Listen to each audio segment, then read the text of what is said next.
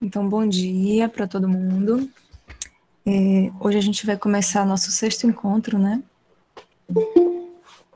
Quando vocês ouvirem esse barulhinho aí, é porque tem alguém chegando, eu dou uma parada assim para aceitar. Então, olha só. Na verdade, a gente acaba que já concluiu um pouco essa parte da biologia, da conservação, porque a gente trabalhou, né, 3 aulas com os capítulos seguidos, né, do livro Biologia da Conservação, que é esse aqui. Então, a gente viu aí os capítulos 1, 2 e 3 na sequência. Depois nós tivemos 2 aulas em que eu falei muito sobre as unidades de conservação. E se vocês forem ler os capítulos 4 e 5 do livro Biologia da Conservação, vocês vão ver que as aulas 4 e 5 contemplam também esses capítulos, né? Só que são mais completas, porque a gente acabou vendo detalhes de cada unidade de conservação, estudando objetivos e diretrizes do Sistema Nacional de Unidades de Conservação, tá certo? Então, eu não vou ser repetitiva, porque se eu for falar de novo aqui dos capítulos 4 e 5, que é sobre conservação de comunidades e sobre sustentabilidade, né? Eu vou estar repetindo várias coisas que a gente já discutiu. Inclusive, como eu estou mandando também, de vez em quando, algum vídeo extra, ou os podcasts, né? O que que acontece? A gente acaba que vai vencendo outros conteúdos, né? Fora desse momento mesmo, assim, da aula presencial. Então, a gente tem muita coisa, muito material extra. Então, nosso tempo acaba rendendo muito, né? E aí a gente já praticamente fechou aqui a biologia da conservação, tá certo? Aí o que que acontece? Quando vocês entrarem no Moodle, vocês vão perceber que no questionário, na lista de questões dessa semana, eu coloquei ontem à noite, tá? E dei até a próxima segunda-feira para vocês entregarem, né?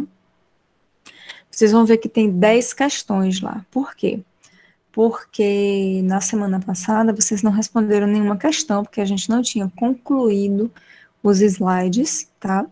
E aí tinha uma atividade grande, porque foi um artigo grande que eu passei para vocês fazerem uma resenha crítica, né? E para dar uma aliviada, eu acabei não passando mais questões. E aí coloquei, então, 10 questões. Então, vai valer o dobro, tá certo? Para a gente poder fechar os 10 pontos. Então, foram 2 pontos da atividade 1, né, da aula 1, da semana 1, 2 pontos da semana 2, 2 pontos da semana 3. Aí a gente tinha 6 pontos acumulados. E agora a gente vai ter 4 pontos, tá? Então, o fato de vocês ouvirem e fazerem também um texto falando sobre o último podcast que está lá, já está disponível lá no Moodle há um certo tempo, né? Já deu tempo de quem já se adiantou aí, já ouviu e já fez, né? E aí vocês vão fazer a mesma coisa que vocês fizeram com os outros podcasts e com os livros, vão fazer um texto descrevendo o que foi que vocês ouviram e fazendo também uma abordagem crítica daquilo ali, tá? E aí depois que vocês fizerem esse texto, que é uma resenha crítica, né, na verdade, esse texto vai valer nessa semana 1.4, né? Que geralmente vale 0.7, né? Assim, então vai valer 1.4. O que mais? Vamos ter mais 1.4 da lista de exercícios, que geralmente também vale 0.7, mas só tem 5 questões. Essa tem 10 questões. Vai dar um pouquinho de trabalho, tá? Porque as questões são grandes, assim, mas nada difícil, tudo óbvio, né? Dá para você entender exatamente o que é que eu estou pedindo. Porque como a AB1 vai ser composta basicamente dessas atividades, né? Então, e lembrem de fazer tudo à mão, tá certo? Mandar a foto para os monitores, tudo ok, como vocês estão fazendo. E aí, As aulas presenciais geralmente valem 0,6 e essas vão valer 1,2, porque foram 2 aulas. Aí vocês vão me perguntar, mas professora, a segunda aula acabou que não foi no dia combinado e algumas pessoas não puderam participar. Como é que vai fazer? Então, eu vou dar 1,2 para quem esteve em uma aula ou outra, ou nas duas. Então, se você participou da quarta aula, mas não participou da quinta, você vai ter a pontuação, tá certo? Porque a quinta aula ela não foi obrigatória, tá bom? Mas assim, não foi obrigatória porque eu acabei dando num outro horário, então algumas pessoas acabam que não podiam naquele horário, porque tinham se programado, né, para um outro horário. Então, de toda forma, se você assistiu uma aula ou outra, você vai ter esse 1,2, tá certo? Se assistiu as duas, também vai ter 1,2, certo? E aí a gente vai somar 4 pontos com isso, 1,2 mais 1,4 mais 1,4, e vamos fechar 10 pontos. Então aí a gente concluiu, no caso, a nossa AB1, ok? Como que vai ser a AB2? Então, eu estava pensando numa forma de fazer um tipo de avaliação, né, com vocês. E aí eu pensei o seguinte, todas as vezes que eu trabalho conservação e manejo, pensei que não ia dar tempo dessa vez, mas vai, eu trabalho alguns capítulos do Heathcliff que falam sobre fluxo de matéria e energia, é super importante para a gente entender a conservação e manejo dos ambientes, né? Inclusive, geralmente eu começo com esses capítulos do Heathcliff, mas dessa vez eu fiz o contrário, porque eu achei que não ia dar tempo da gente ver, mas como não tem muita intervenção, né, de vocês, e eu coloco muito material extra, então acabou que deu tempo, né? E aí eu vou passar, a gente vai trabalhar agora esses capítulos do Heathcliff, tá? Que falam sobre o fluxo de matéria e de energia nos ecossistemas. Cada versão, ela vai ter uma configuração diferente. A versão que eu tenho aqui é a versão mais nova, que é a 7ª edição, né? E nessa edição, somente 2 capítulos falam sobre esse conteúdo, só que os 2 capítulos são um pouco maiores, né? Na verdade, não mudou muita coisa, é só a configuração mesmo. Mas existem outras versões e o Osman me diz que ele tem em PDF as edições 5, 6 e 7 do Heathcliff. Como os meus slides, eles estão baseados aí na versão 6, então eu vou pedir que ele passe para vocês a versão 6 em PDF, para que vocês possam estudar os capítulos, né, relacionados aos slides, né, para poder ficar mais fácil, assim, digamos, de você fazer a correlação, né. Tem algumas coisas nos slides que não estão no livro, porque geralmente eu associo muito material para fazer um slide, então tem o Odoo, né, tem outros materiais também, e aí eu não vou pedir que vocês leiam todos, mas eu vou anexar os slides para que todo mundo tenha também acesso aos slides. Eu não fiz isso nas aulas 1, 2 e 3, por quê? Porque vocês têm o livro e eu estava seguindo meio que a diretriz ali do livro, né? Então não tem necessidade de vocês terem os slides. Mas nas 2 últimas aulas, por exemplo, a maior parte do conteúdo está nos slides, né? E dessa vez, aí eu também vou passar os slides para vocês, vou deixar lá no Moodle, porque tem algumas coisas que vocês não vão encontrar no livro, né, no Heathcliff, que é a literatura básica agora para a gente trabalhar esses 3 conteúdos, certo? E aí vocês me perguntam, como que vai ser a AB2? Então, na AB2, eu vou pedir para que vocês façam uma atividade, né, uma prova, a gente vai fazer uma prova, uma avaliação, diferente, né, claro, não vou colocar questões para vocês responderem, a gente não vai ter fechado assim a prova 10, eu vou fazer, vou dar um valor também para as questões que vocês forem respondendo, eu vou colocar 2 blocos de questões, tá? E a gente vai ter uma avaliação que é o seguinte, eu vou colocar para vocês algumas, quando chegar mais perto, né, e eu passo para vocês o que é que eu vou querer necessariamente, que vocês explanem, mas vocês terão, então, que gravar um vídeo, tá? Me respondendo as coisas que eu vou perguntar. Aí eu vou dizer como vai ser o vídeo. Eu ainda estou pensando se vão ser questões ou tópicos a serem discutidos. Eu vou mandar os tópicos ou as questões antecipadamente, para que vocês possam preparar, né, um material direitinho, e tem um certo tempo, obviamente, para me entregar esse vídeo. Da mesma forma, vocês vão pegar o vídeo, vão enviar para os monitores, e aí eles vão passar para mim. E isso vai valer a AB2, somado com a presença de vocês nas aulas e somado com a entrega da lista de exercícios, certo? Então, ao mesmo tempo que vai ser relativamente mais leve, porque vocês não vão, eu não vou colocar mais material extra, eu vou pedir só a lista de exercícios, né, e a presença. Portanto, coloquem, eu estou vendo que o pessoal já está colocando no chat o nome completo. E quem não fez isso ainda, faça, porque essas listas, elas vão contar, não é, para a pontuação da presença na aula, certo? E eu vou estar disponibilizando também as questões, né, em cada aula, tranquilamente, e vocês vão respondendo, vão entregando, porque já vai contando para a B2, certo? Então, a gente vai ter mais ou menos 2 encontros com para a gente fechar, né, 2 ou 3, para a gente fechar esse bloco de slides que eu vou começar hoje, e depois vocês vão preparar essa avaliação, e aí eu vou dar uma semana para que vocês preparem a avaliação e entreguem num tempo hábil, para que a gente possa também corrigir, né, e passar as notas de vocês, tá? Então, não deixem de fazer nenhuma atividade, porque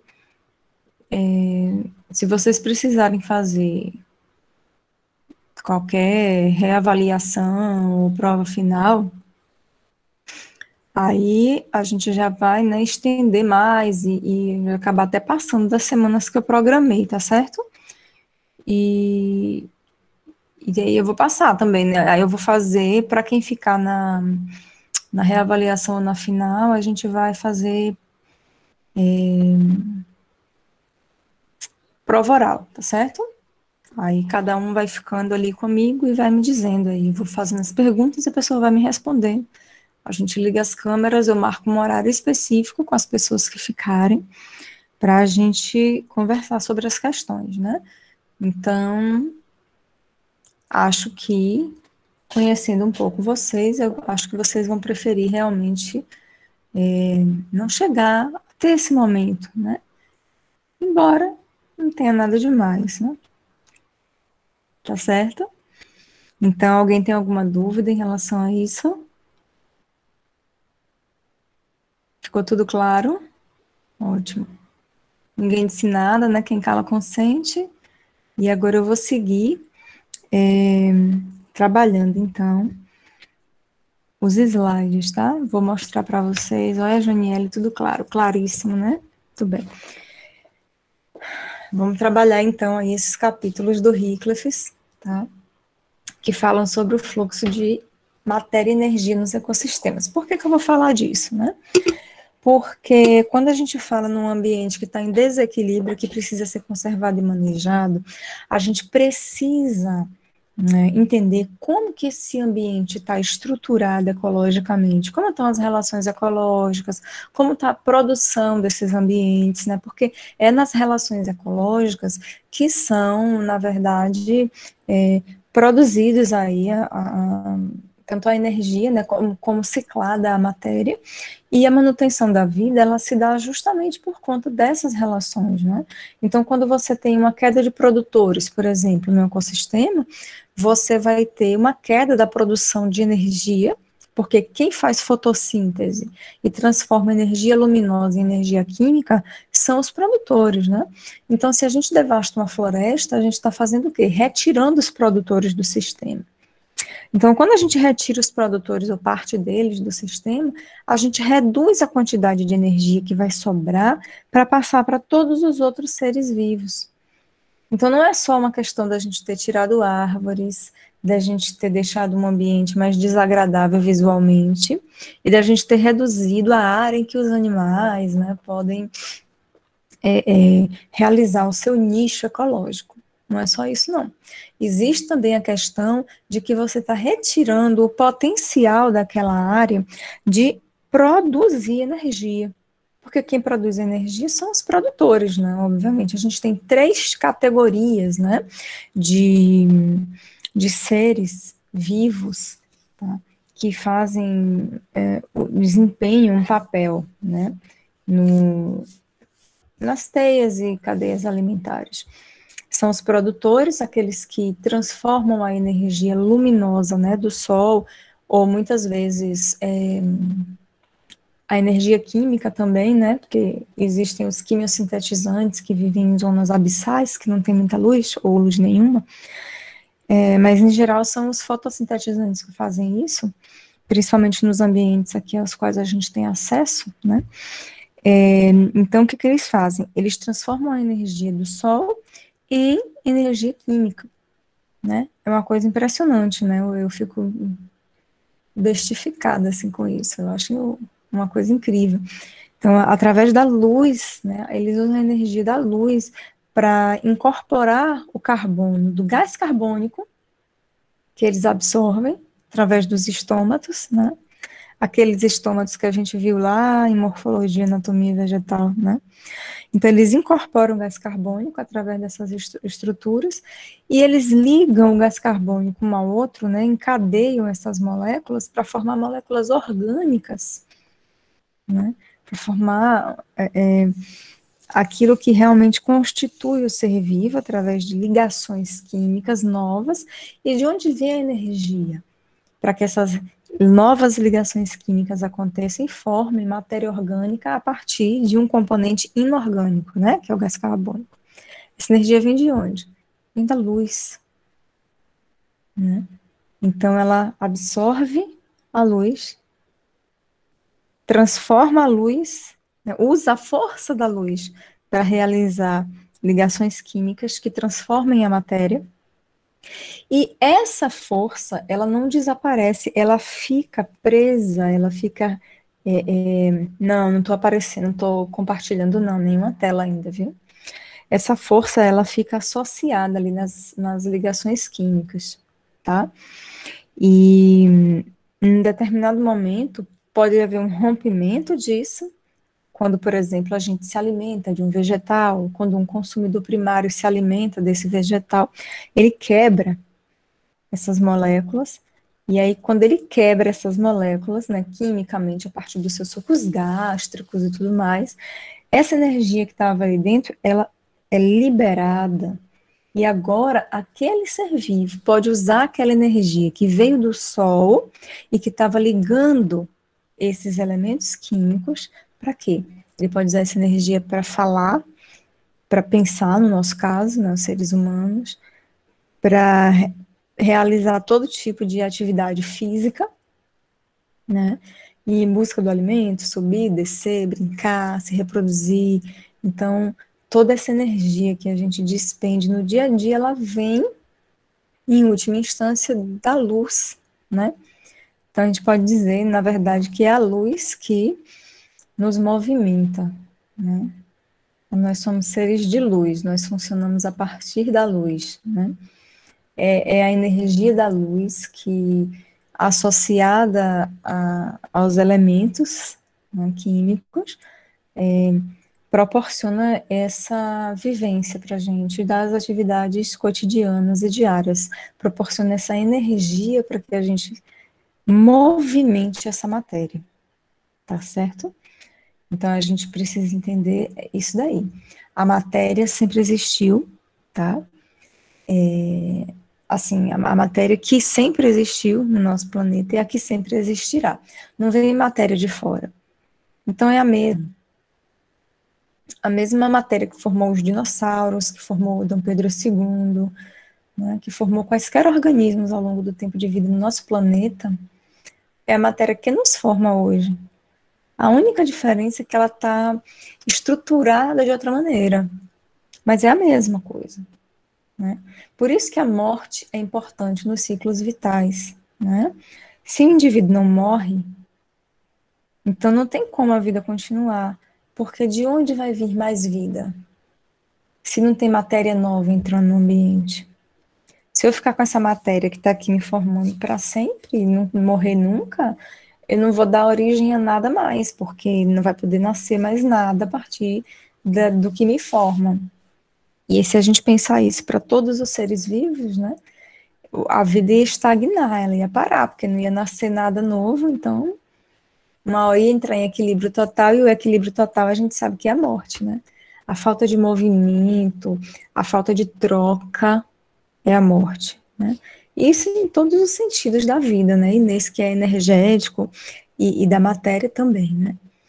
Então você vê como tudo é importante, né? Até aquilo que a gente considera como negativo, que é morrer, né? É extremamente importante para que a vida continue. Então, para que exista vida no nosso planeta, é preciso que os seres vivos morram. Então, eles vão viver, eles vão aproveitar o mundo ali e interagir com esse mundo durante um certo tempo, e depois eles precisam morrer, porque se eles não morrerem, a vida não se renova. Então, como que a gente vai se alimentar? Né? De novos frutos, por exemplo. De onde vão surgir esses frutos que nos alimentam? De onde vão surgir os novos animais que nos alimentam? Vão surgir de matéria que está sendo liberada aos poucos aí, ou aos muitos, né? Dentro da nossa, da teia da vida no nosso planeta, através da morte, né? Então a morte é a grande mola propulsora para a vida, né? Você vê como parece um paradoxo para a gente, mas para a natureza, assim, ecologicamente, isso é uma coisa normal, né?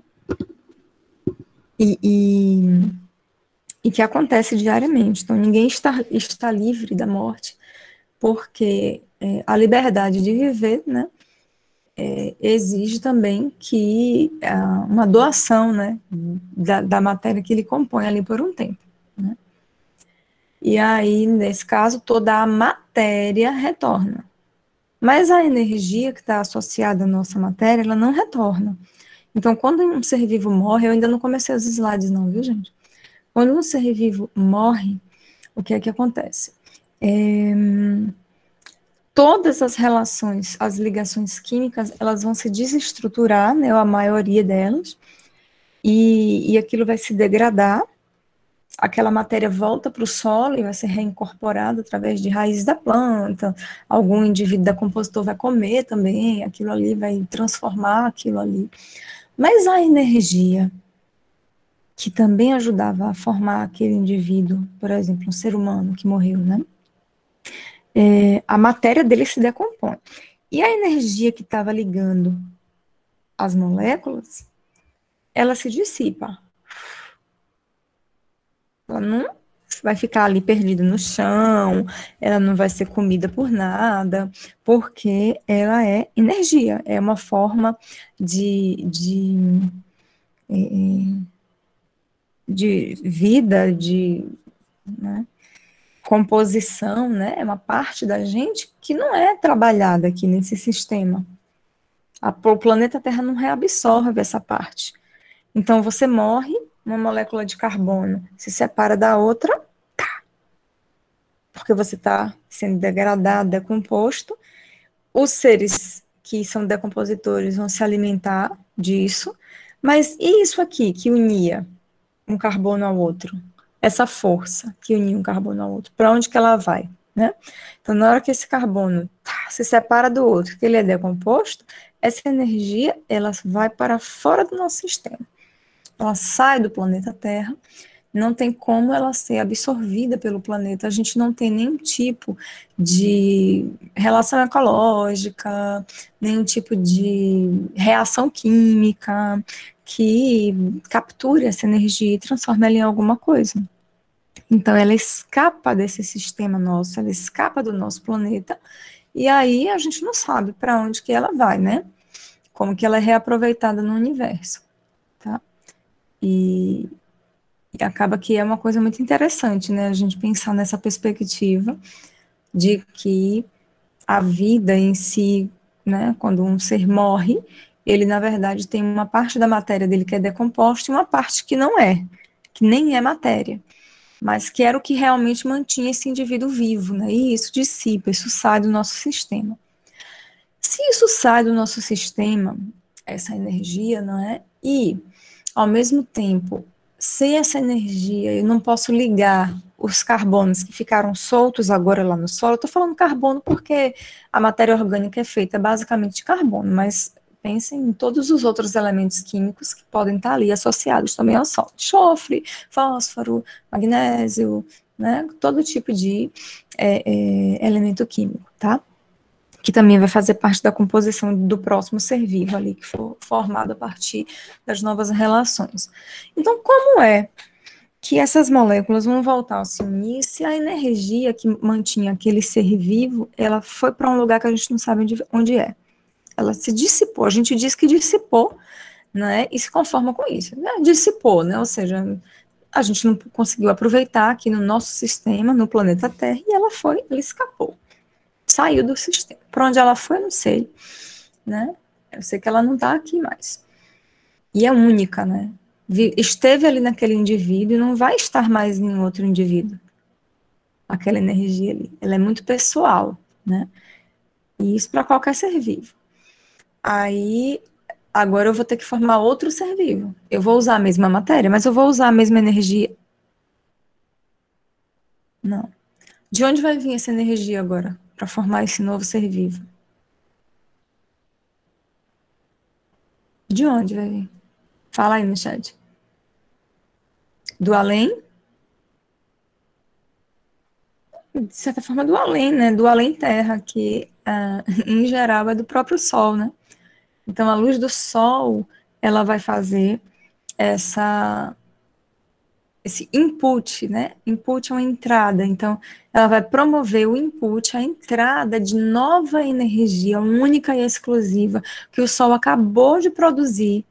Veja, é uma energia que nunca existiu antes, uma energia nova, que o Sol acabou de produzir, porque ele está ali explodindo o tempo inteiro, as explosões solares vão gerando energia nova, energia que nunca existiu antes.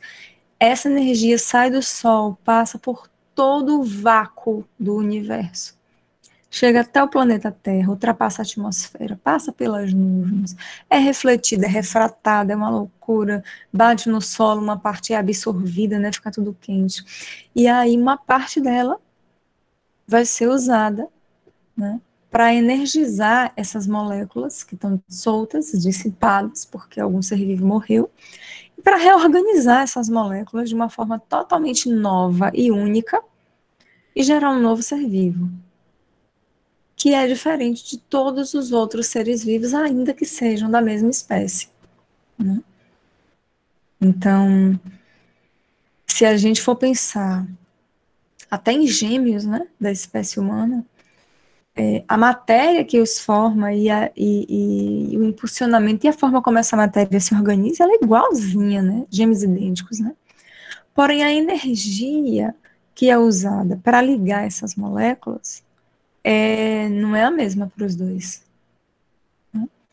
Então, só nesse aspecto, a gente já pode entender que há uma diferença. Nem tudo deriva só da variabilidade genética. Né? Existem outras variáveis que a gente conhece muito menos e que estão associadas às nossas conformações também. Quando a gente interfere nesse processo, a gente está causando um desequilíbrio ecológico. Né? Lembrem que nós somos animais, a gente está vivendo ali naquele meio ambiente. Então, quando a gente interfere nesse processo, quando a gente impede que essa energia entre, tirando vegetais de um determinado local, evitando que a vida se dê ali, né, que aquelas moléculas se reconstruam, se reorganizem, na verdade, né, reconstruir, reorganizar e formem novos seres vivos. A gente está impedindo a ciclagem de materiais, a gente está impedindo a formação de nova vida, logo a gente está afetando a nossa própria vida, porque a nossa própria vida depende da morte e depende de novas vidas. Sem a morte não existem novas vidas, né, mas não adianta só os indivíduos morrerem, é preciso que eles sejam reorganizados em novos seres vivos, e isso é feito através da energia do Sol, mas a gente não usa essa energia do Sol. Quem consegue transformar são os produtores, a gente não, a gente fica esperando os produtores fazerem isso para passarem isso para a gente, né? Então essa é a reflexão inicial que a gente tem que fazer para entender o porquê dos slides que a gente vai estudar. Tá? Então, o tempo inteiro, quando eu estiver falando do conteúdo, vocês lembrem disso que eu estou falando agora, né? O quão é importante a gente compreender como se dá esse fluxo de matéria e de energia nos ecossistemas, visto que isso é o que mantém a vida no planeta e que qualquer desequilíbrio ecológico vai gerar um desequilíbrio nessa formação aí de nova vida, né? A partir dos processos químicos, né? Mas a entrada da energia para que os processos químicos aconteçam é, sem dúvidas, o que há de menos conhecido, né? Em seus processos mais intrínsecos, assim, relacionados à vida, né? Mas é, em primeira instância, aquilo que realmente mantém a vida vibrando e acontecendo no nosso planeta, né? Agora eu vou colocar os slides que vão falar justamente disso que eu estava falando agora, mas de uma forma um pouquinho diferente, mais estruturada em conteúdo, tá? Estão conseguindo ver? Tá aparecendo para vocês aí? A tela compartilhada? Digam sim ou não. Sim, professora. Muito bem. Então vamos lá. F5 aqui. Pronto. Então, nosso conteúdo de hoje, né, trata do fluxo da energia e do fluxo da matéria, que são dois fluxos diferentes, mas que acontecem ao mesmo tempo, né, e que um interfere no outro, tá? É como se eles fossem fluxos que vivessem em simbiose, né? Um depende do outro para acontecer. Eles são digamos assim, são únicos, né? Então, o fluxo de energia em si existe e o fluxo de energia da matéria em si também existe, né? Então, são dois fluxos diferentes. Porém, para a energia ciclar, ela só cicla através da matéria. Porque são as ligações químicas que ligam o quê? Matéria, né? E para a matéria ciclar, só através da energia. Então, é só didática essa diferenciação que a gente faz, certo? Vamos estudar o fluxo da matéria, vamos estudar o fluxo da energia, né? Mas no final das contas, esses dois fluxos estão interligados um ao outro, tá? E a gente vai estudar esse fluxo de energia e da matéria através dos ecossistemas. Então, lembra que a gente viu que era um ecossistema lá a gente vem falando disso nessa disciplina, mas na disciplina Ecologia, a gente definiu o que era um ecossistema, né? Então, as unidades da ecologia, elas se organizam a partir do indivíduo, né? O indivíduo, ele seria, assim, a unidade básica da biosfera, né? Do conjunto dos seres vivos todos, tá? É como se fosse, assim, a unidade básica da vida é a célula. A unidade básica da ecologia é o indivíduo, né? Então, quando eu falo de ecologia, eu não vou falar de célula, de uma reação química específica que acontece num grupo de tecidos. Para eu falar de ecologia, a coisa mais mínima, assim, que eu preciso definir, né, é o indivíduo. Então, pelo menos eu tenho que ter um indivíduo para falar de ecologia, né? Para falar de vida, eu tenho que ter pelo menos uma célula. E para falar de ecologia, eu tenho que ter pelo menos um indivíduo. E aí esses indivíduos se organizam em populações, que são conjuntos de indivíduos da mesma espécie, que interagem ali no mesmo local, e essas populações em comunidades, né, que são conjuntos de relações entre indivíduos de espécies diferentes, que se estabelecem em determinado local. E essas comunidades se organizam em ecossistemas. Então, os ecossistemas, eles são amplos, eles envolvem muitas vezes diversos tipos não só de relações ecológicas, como de relevo, de clima, né? Então, dentro dos ecossistemas eu tenho N variações, né? E aí eu vou ter várias comunidades associadas dentro desse ecossistema. Então, quando eu falo de fluxo de energia da matéria através dos ecossistemas, eu estou considerando não uma cadeia alimentar, sabe cadeia alimentar? Quando você vê assim, a plantinha foi comida pelo gafanhoto, o gafanhoto foi comido pela galinha, e a galinha foi comida pelo, sei lá, por uma serpente, né? Isso é uma cadeia alimentar, né? É uma linha, né? A planta, o inseto, a ave, a serpente, o réptil. Mas na natureza, não é só aquele inseto que come a planta, a gente tem uma série de outros seres vivos que interagem com aquela planta, e uma série de indivíduos que comem aquele inseto, e uma série de indivíduos que comem aquela ave, né? Então, a gente não tem uma cadeia alimentar, quando a gente fala da vida real, né? Digamos assim, do ambiente que está aí fora da biosfera como um todo. A gente tem teias alimentares. Essas teias alimentares que são extremamente complexas e intrincadas, justamente porque eu tenho vários consumidores de primeira ordem, vários consumidores de segunda ordem se relacionando, né, de forma alimentar ali naquele momento, essa relação né, ela é possível de existir justamente por quê? Porque ela existe em ambientes amplos, que é o que a gente está chamando aqui, né, no slide aqui, de ecossistemas, né? Então, são sistemas ecológicos. Todo sistema, ele envolve uma complexidade, né? Que é o que a gente vai ver agora, como se dá essa complexidade dos ecossistemas, tá? Não tem como a gente falar disso sem voltar um pouquinho, né, para o que é a ecologia e como a gente sai da ecologia e chega no ecossistema. Porque quando a gente vai conservar e manejar um ambiente, o que a gente vai conservar e manejar, na verdade? As relações ecológicas. Porque para eu manter as relações ecológicas, obviamente, eu tenho que manter os indivíduos, né? Então, a preservação e a conservação, ela não é do indivíduo, entendeu? Não adianta eu preservar um macaco prego, tá? Um macaco prego é um macaco prego. Ele não vai fazer muita coisa. Se ele vive num ambiente pequeno, ele morre logo. Se ele não tem outros seres para se relacionar com ele, ele também morre. Tanto os seres da mesma espécie como de espécies diferentes. Então, quando eu vou estudar, quando eu vou conservar e manejar alguma coisa, eu vou conservar e manejar o quê? Conservar e manejar as relações ecológicas que acontecem em áreas grandes estruturadas por diversas comunidades. E isso eu chamo de quê? De ecossistema. Então, no fundo, eu vou preservar o ecossistema, que é uma coisa física, e a ecologia desse ecossistema. É isso que eu conservo e preservo, né? Então, quando a gente pensa o que é essa ecologia que eu vou ter que preservar, né? Aí a gente imagina o quê? Bom, a ecologia, como está aí no slide, né? Vocês estão vendo aí? Então, ela é Alguém quer dizer alguma coisa?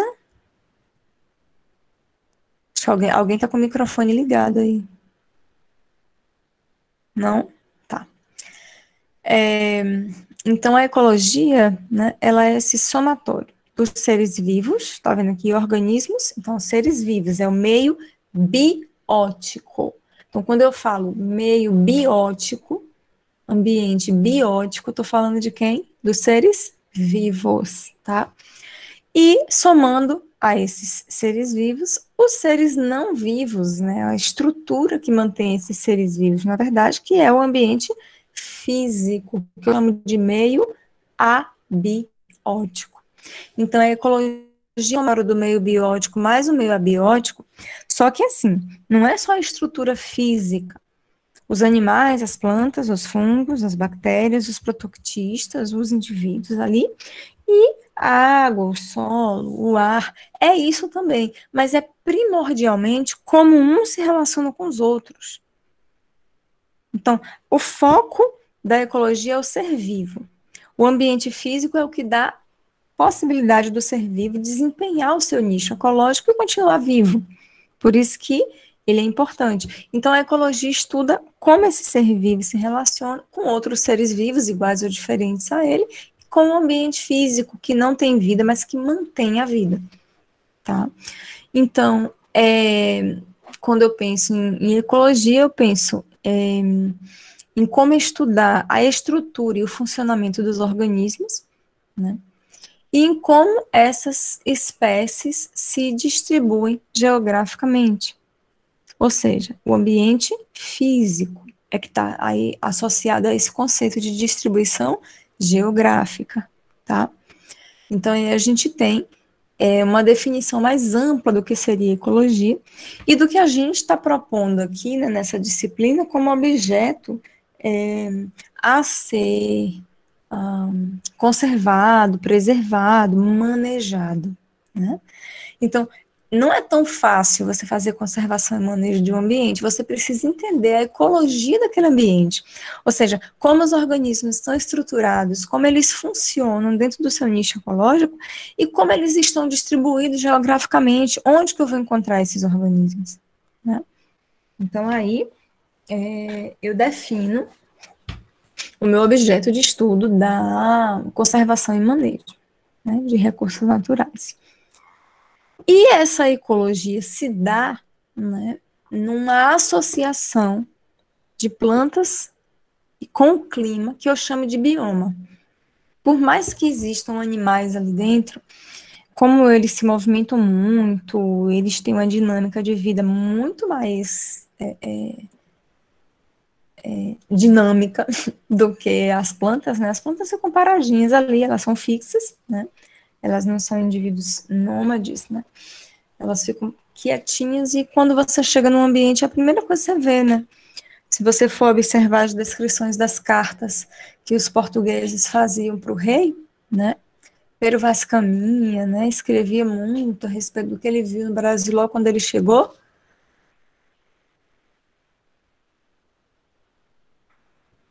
Sorry. O que acontece?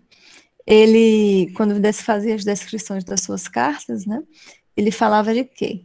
Ele falava das árvores que ele via, né? Das frutas, das cores, né? Então ele falava das plantas, né? Aqui se plantando tudo dá, é todo tipo de planta, são árvores frondosas, tem arbustos, tem trepadeiras, e as flores têm um colorido, né, absurdo. Então, assim, quando ele definiu o bioma, quando ele definiu a caracterização física do local no qual ele estava chegando, ele falou de quem? Das plantas. Né? E associada à presença das plantas ali, para formar aquele bioma, a gente tem o clima. Né? Então, é uma multiplicidade de coisas que vai definir o bioma, né? Dentre eles, a mais importante são as plantas e o clima. É só isso que forma um bioma? Não. Não mesmo, né? Todos os animais também estão formando e constituindo aquilo ali, mas é secundário, né? Quando a gente pensa no bioma. Se eu falar assim, pensem no bioma Mata Atlântica. O que é que vocês vão pensar? Se eu pedir para vocês pensarem no bioma Mata Atlântica, vocês vão pensar em quê? Em nada, é? Qual é a primeira coisa que vem na mente de vocês? Bota aí no chat. Quando vocês pensam assim, bioma Mata Atlântica. Não vem nada na mente de vocês. Um ambiente úmido, quente. Mas o que é que vem na mente? A figura, assim, ó, Mata Atlântica, como é que você pensa? O que você enxerga? Muitas árvores. planta, de uma forma geral, planta, floresta, né? Então, geralmente, a gente vai pensar nos vegetais que compõem aquela área, né? Ah, árvores frondosas e tal. Aí, quando eu falo assim, pensa na caatinga. O que que vem na sua mente quando eu falo caatinga? Fala aí, gente. Escreve aí no chat. Participem aí comigo, não me deixem sozinha aqui. Lugar seco. Janiele pensa muito no ambiente, né? Eita, eu não vi essa última. Foi o quê? Olhei aqui para o lado e não vi. Deixa eu olhar aqui. Árvores com aspecto seco, árvores com aspecto seco. Assim faz Jéssica, né? Então, a gente pensa em quê? Quando a gente pensa em caatinga, a gente pensa num cacto, né? A gente pensa numa árvore retorcida ali, seca, às vezes sem folha, né? Em segundo plano, se eu deixar vocês pensando muito e muito sobre a caatinga, talvez vocês venham pensar nos animais da caatinga, né? E olha que a gente mora na caatinga, né? Um misto aí de caatinga com Mata Atlântica. Desculpa, gente. É fisiológico, é mais forte do que eu. Então, a primeira coisa que vem à mente quando a gente pensa num ambiente, né, num bioma, numa composição ali, num conjunto de seres vivos vivendo num ambiente sob um determinado clima, são as plantas, né? Então, elas acabam definindo aí esse primeiro contexto, né, associado ao que seria ao que seria o bioma. E é nesse bioma, nessa estrutura física que se desenvolvem as relações ecológicas, né?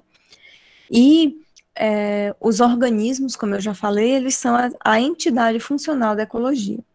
Então, da mesma forma que a unidade básica e fundamental da vida é a célula, a entidade básica e funcional né, mínima que eu posso definir para estudar a própria vida e a ecologia é o quê? São os organismos, né? Então, eu posso estudar os organismos, as populações, as comunidades, né, os ecossistemas, e a própria biosfera como um todo, né, fazer estudos globais, assim, sobre o planeta, né? Mas a unidade básica, o mínimo que eu posso estudar para dizer assim, eu estou estudando ecologia, é o organismo. Então, se eu estudar a função dos rins nas aves migratórias do sul, eu não estou estudando ecologia. Estou estudando fisiologia. Eu posso aplicar isso ao estudo ecológico, mas não é ecologia o que eu estou fazendo quando eu estou estudando um aspecto menor do que o organismo. Tá? Que aí eu não vou levar em consideração a externalidade desse organismo, ou seja, a forma como ele se relaciona com o que está fora dele, entendeu? Então eu preciso, no mínimo, do organismo para estudar ecologia. Embora os organismos eles sejam extremamente diferentes uns dos outros, o que os une é que todos eles têm tolerâncias semelhantes ao meio físico. Então, o meio físico impõe pH, o meio físico impõe temperatura, o meio físico impõe luminosidade, o meio físico impõe uma série de barreiras. E aí, o que acontece? Os indivíduos, os organismos, né, eles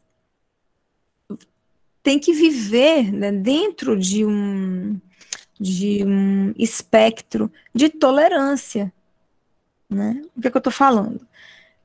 Todo ser vivo ele vai ter um mínimo e um máximo de temperatura que ele vai suportar. O ótimo deles vai ser diferente, né? Então, para alguns indivíduos, o ótimo é uma temperatura mais amena, outro uma temperatura mais agressiva, mais quente, outro muito mais fria. Então, eles têm, digamos assim, limites, né? Existe um limite para a sobrevivência dos organismos ali. E quando eles se adaptam a viver num ambiente, você coloca eles em outro, é uma coisa complicada, né? Se a gente pensar na gente mesmo, assim, Deixa eu ver se tem alguém aqui que está querendo chegar. Isso. Foi a Ana Caroline. Bem-vinda aí, Ana. Se a gente pensar na gente mesma, assim, né? Que vive no Nordeste. A gente vive aqui em Arapiraca, quente pra caramba, a gente reclama horrores, mas a gente está acostumado, né?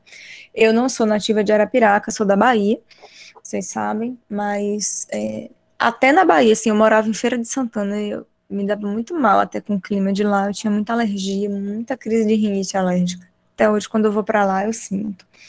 Depois eu fui morar em Salvador e era também um estresse, porque é lugar perto de praia, muito quente, assim, né, abafado à noite. Porque aqui em Arapiraca a gente passa um calor terrível durante o dia, mas à noite é frio, né? Se você ficar do lado de fora, mesmo você tem que usar casaco às vezes. É muito raro ter uma noite quente aqui. Mas em Salvador é uma noite atrás da outra quente, né? Então, só de você sair de uma cidade para outra dentro do mesmo estado, você já sente variação. E você se adapta melhor ou pior a uma outra variação, a uma ou outra. Então, se a gente que está aqui for para São Paulo, por exemplo, que costuma ter temperaturas mais frias e ter uns choques de temperatura mais agressivos, com certeza a gente não vai ficar bem, né? Quando eu trabalhava em Salvador, eu tinha, sempre aparecia algum aluno que veio de São Paulo, né? E que estava morando lá agora e tal. E deixa eu voltar para a tela aqui para ver vocês um pouquinho. E aí, o que acontecia? Você começava a dar aula e de repente você olhava e o menino estava dormindo. Tava caindo, tava assim, desmaiando já. E aí os professores às vezes começavam a reclamar, isso era ensino médio, né? Começavam a reclamar, isso aqui, fulaninho dorme nas aulas, isso aqui lá, isso aqui lá. Mas o que acontece? O menino veio de São Paulo, lá era frio pra caramba, assim. Aqui é né, Nordeste, né? Lá em Salvador, então, o calor. Então aquilo cansava, ele não estava acostumado àquilo ali. Então aquilo ali para ele era uma morte. Ele estava tentando prestar atenção, mas era mais forte do que ele. Às vezes você não consegue impedir de ter sono, né?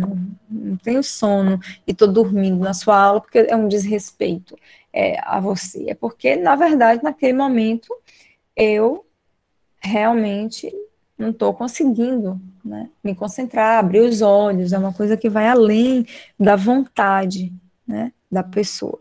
Então, é por isso que a gente tem que se preparar, né, para o que a gente vai vivenciar. Então, se eu vou assistir uma aula e eu estudo antes, e eu durmo cedo, e eu tomo café antes, isso desperta o meu organismo para eu estar ali.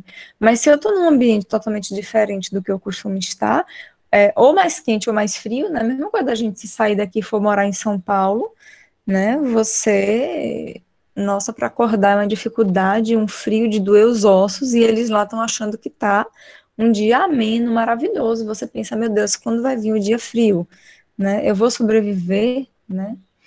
Porque é uma alteração muito grande. Então, pensa você promover a destruição de um local, né? Destrói a Mata Atlântica, destrói, né? E fragmenta uma área, e agora esse animal que vivia ali, ele vai ter que mudar para outra área. É claro que ele não vai ter o mesmo desempenho. Pega um animal que está lá no seu ambiente solto e coloca ele num zoológico. É claro que ele não vai ter o mesmo desempenho.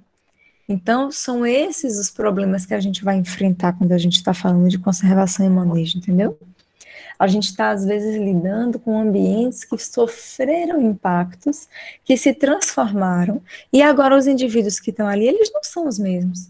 Eles não vão responder da mesma maneira, né? Então, a gente, da mesma forma que você responde de uma maneira no seu ambiente, se você for colocado em outro ambiente, você responde diferente.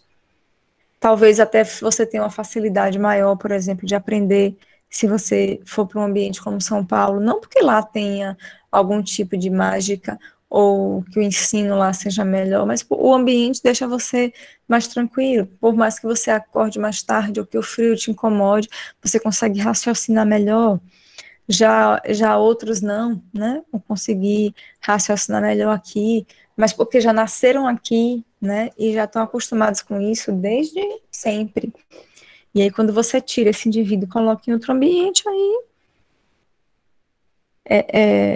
você está oferecendo para ele condições novas, nem sempre ele vai ter capacidade de suportar aquilo, né? Então, existem as tolerâncias ao meio físico que não podem ser ignoradas no momento em que a gente pensa no ecossistema e nas relações ecológicas, né? E uma das principais coisas que a gente tem que observar e que vão interferir dramaticamente no equilíbrio ambiental de um local são as interações alimentares, porque é através desse ato de você comer, de você se nutrir, que você promove o fluxo da energia, né? Que a energia saia de um sistema e entre no outro, né? Que ela saia de um indivíduo, de um grupo de indivíduos e entre no seguinte, né? Que ela flua no sistema maior, né? Essas interações alimentares, elas foram pensadas inicialmente como uma rede alimentar, porque vocês acreditam que as pessoas nem se davam conta no início de que isso acontecia?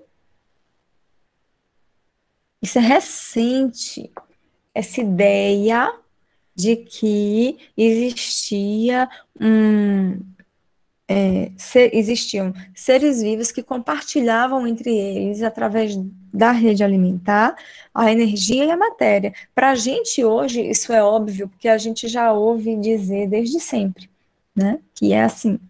Mas para quem viveu nas gerações em que isso ainda não era uma discussão muito presente, ainda tinha gente pensando sobre isso, né? E isso era um mundo desconhecido. Então, outro dia aí que as pessoas vieram falar de ecologia, outro dia que vieram falar das unidades ecológicas, o Charles Elton, no século XX, foi quem veio falar de unidade ecológica, né? Então, pensar mesmo na ciência da ecologia e entender que ela acontecia no espaço, com determinados grupos, a partir de rede alimentar, né? E aí, 10 anos depois que o Charles Elton pensou na unidade ecológica, o Tansley veio com o conceito de ecossistema.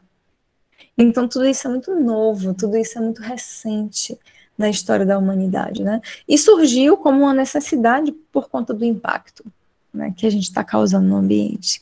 E isso fez com que os estudos ecológicos tomassem uma nova proporção, né?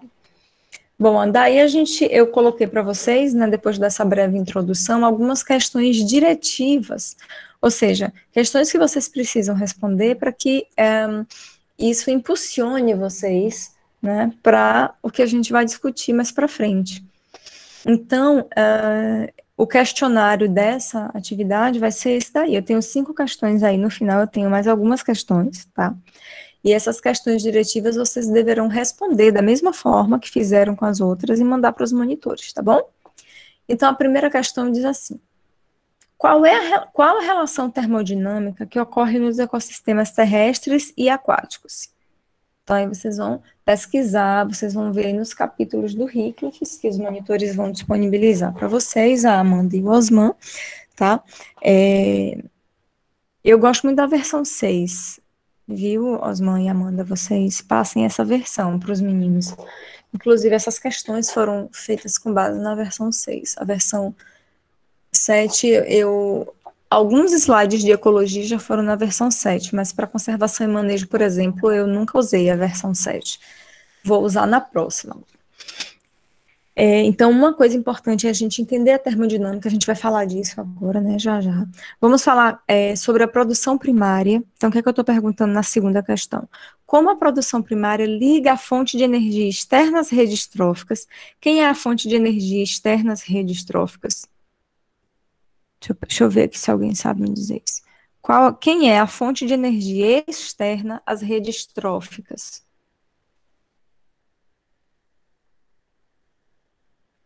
Ninguém sabe me dizer? Ou travou tudo para vocês aí, gente? A fonte de energia externa às redes tróficas, o Sol, muito bem, Milton, é o Sol, né? Então a pergunta como a produção primária liga o Sol, mas, né, sou eu, né? Então não vou perguntar assim, liga o Sol, eu vou dizer liga a fonte de energia externa às redes tróficas, né? Aí você diz, não entendi a pergunta. Não é que você não entendeu a pergunta, você não sabe o que é a fonte de energia externa às redes tróficas, né?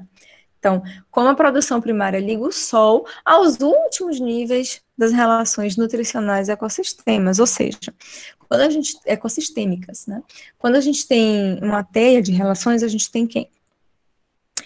Os produtores, né, tem consumidor primário, consumidor secundário, algumas cadeias têm consumidor terciário, decompositores, e aí novamente os produtores, né? Desculpa mais uma vez, gente, estou muito cansada. Aí o que acontece? Como que a produção primária vai ligar o Sol a cada indivíduo desse nas redes tróficas, né? A planta, ao gafanhoto, a ave que comeu o gafanhoto e a serpente que comeu a ave, né? Então, como que a produção primária liga esses indivíduos na cadeia alimentar ao Sol, né? A gente vai ver isso, é bem óbvio. E como é que ela promove um fluxo diferenciado dessa energia, né? Através de uma rede de relações alimentares, que também é fácil de responder isso daí. Pode ficar difícil de interpretar, mas na hora que a gente começar a estudar os conteúdos vai ficar fácil. Aí a terceira questão, como os fluxos da matéria e da energia se interconectam para compor o mecanismo de transformação e equilíbrio que mantém os ecossistemas funcionando. Então, na verdade, eu estou perguntando qual é a relação do fluxo de matéria e de energia com a vida no planeta, tá bom? Simples assim. Como os ciclos biogeoquímicos interferem na ciclagem da matéria e o quanto a interferência antrópica pode afetá-los.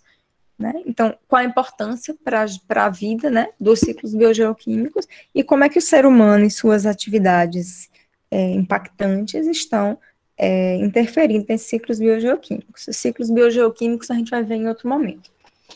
E quais as diferenças nos processos de regeneração de nutrientes em ambientes aquáticos e terrestres, que é um outro tópico, né?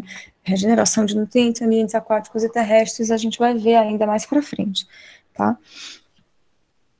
Então, essas são as questões diretivas que vocês deverão responder e que já contemplam todo o conteúdo desse slide e de um outro slide que eu vou passar sobre regeneração de nutrientes em ambientes aquáticos e terrestres, tá bom? Então, quando a gente pensa num ecossistema e quando a gente pensa no equilíbrio do ecossistema, tá? O que a gente tem que imaginar? Se a gente estiver falando de conservação dos ambientes, né, de manutenção dos ambientes, né, de manejo desses ambientes. Bom, a gente tem que imaginar que existe um sistema que a gente está trabalhando. Esse sistema aqui pode ser qualquer coisa. Você tem que delimitar esse sistema. Então, pode ser um organismo, ele pode ser, né, um ecossistema inteiro, ele pode ser qualquer coisa. Qualquer coisa a partir do organismo, né? Que é a unidade básica da ecologia. Então, antes do sistema, né? Eu tenho coisas externas ao sistema, no ambiente de entrada, aqui, né? Vocês estão vendo aqui? O que está fora do sistema, mas que vai promover a entrada de coisas nesse sistema? Bom, o Sol, né? Então, o Sol está gerando toda a energia que vai entrar no sistema. Materiais e organismos que estão fora desse sistema. Então, por exemplo, se eu pensar num ecossistema assim terrestre, qualquer coisa, numa Mata Atlântica. Tem indivíduos que são migratórios e que eles vêm de outras áreas para a Mata Atlântica em determinadas épocas do ano, né? Então, eles seriam o quê? Organismos que estão vindo de fora e estão entrando no sistema que eu delimitei. Só não vai ter materiais e organismos chegando se o meu sistema for, por exemplo, o planeta Terra, né? Mesmo assim, eu vou ter algum outro material chegando, mas numa quantidade muito pequena, que não vai interferir em nada. Mas se eu pensar em qualquer outra coisa, eu tenho materiais e organismos chegando sempre nesse sistema, né? Qualquer sistema que eu defina vai ter um indivíduo migratório que vai chegar ali, né? E que vai interferir, interagir com esse sistema. Esse sistema, quem vai definir é você, o pesquisador, tá? E aí outras formas quaisquer de energia também podem aqui estar no ambiente de entrada. Por exemplo, pode ter seres quimiosintetizantes, ao invés de fotossintetizantes que usam a luz do sol, entendeu? Aí posso ter seres que usam energia química, enfim, aí vai. Então aqui, ó, AE, que é ambiente de entrada, mais S, que é o sistema, mais AS, que é o ambiente de saída. Então, o que é o ambiente de saída? Em tendo ocorrido aquela relação ecológica, muitas coisas foram dissipadas, perdidas, transformadas. Na verdade, perdidas não, porque na natureza nada se perde, tudo se transforma, né? Isso é termodinâmica, tá? Então, a energia, os materiais processados e a própria emigração de organismos. Então, tem organismos que saem dali e vão para outro lugar. Então, isso também está levando alguma coisa daquele sistema. Quando a gente, nos sistemas agrícolas, né, o que acontece? O cara vai lá, planta tudo, tira os frutos, as folhas, o que é que ele venda comercialmente, vende aquilo, e tirou aquilo do ambiente. E agora? Por isso que eles fazem reposição o tempo todo. Né? Colocam NPK, né, que é um adubo com nitrogênio, fósforo, enxofre, e potássio, né? E fazem sempre essa recolocação, essa reposição, né, desses componentes, porque eles são retirados o tempo inteiro, né, eles emigram ali. Então, tanto a imigração de organismos como de partes importantes, né, desse organismo, como, por exemplo, frutos, que são retirados por atividade de coleta e extrativismo. Nas reservas extrativistas, o ecossistema sofre muito esse abalo, né? As pessoas tiram os frutos de lá, mas não repõem. E aí, esse sistema agora vai ter que se virar para continuar girando sem aqueles frutos que foram retirados. É por isso que ao longo do tempo isso impacta negativamente os solos, e aí você vai ter, por exemplo, uma área que vai dar muito menos dendê, que vai dar muito menos coquinho, oricuri, que vai dar muito menos qualquer fruta que seja coletada, né, em termos extrativistas, e não produzida, né, plantada, para que se haja uma colheita e tá. Então, quando é só extrativismo, né, isso impacta muito mais no sentido de dizer assim, eu estou retirando do ambiente, não estou devolvendo. Então, é preciso pensar também em devolver ao ambiente aquilo que a gente está retirando para manter o ecossistema em equilíbrio. Tá? E aí, a grande chave, gente, de a gente entender como o ecossistema está em equilíbrio é a gente entender as leis da termodinâmica e como elas interagem com os nossos sistemas. Quem gosta de física? Quem é que gosta? Deixa eu ver aqui. Quem lembra das leis da termodinâmica? Newton disse o quê? Deixa eu ver aqui.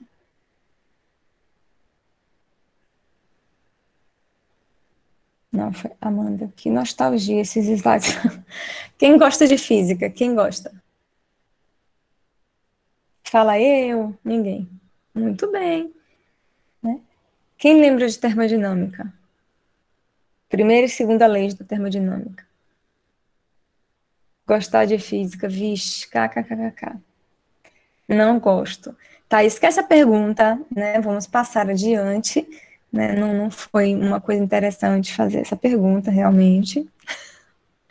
Né? Então, o problema é de vocês, que vocês não gostam de física. Vocês vão ter que aprender um pouco, mas não vai ter cálculo. Yes, né? Não gosto, já saí de lá, misericórdia. Mas aí, Janiele, a gente vai aproveitar só um pouquinho de teoria, tá? Porque tá para nascer o biólogo que gosta de física, mas ela é importante para fazer a gente entender algumas coisas, tá? E a gente vai usar só conceitos mesmo, a gente não vai calcular nada, né? A gente só vai ver mesmo os conceitos, tá certo?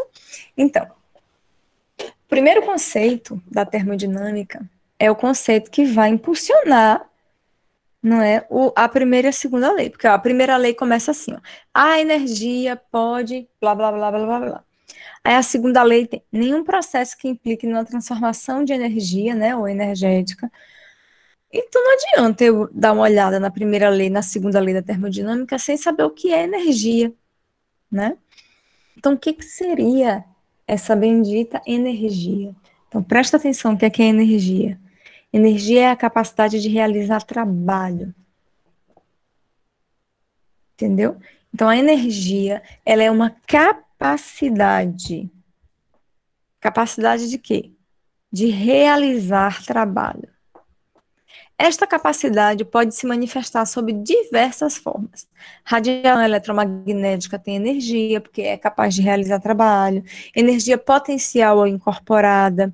Energia cinética. Lembra das aulas de física? Energia química, que é a dos alimentos. A energia do sol ou de qualquer fonte de calor, né? Que é o próprio calor. Então, calor é energia, energia química é energia, a própria luz é energia, né? As radiações emitem energia. Então, a gente tem aí uma série de fontes de energia, mas energia é a capacidade de realizar trabalho, a capacidade que alguma coisa tem de se transformar, de realizar um trabalho mecânico ou físico. Desculpa, gente, engasguei aqui com a saliva.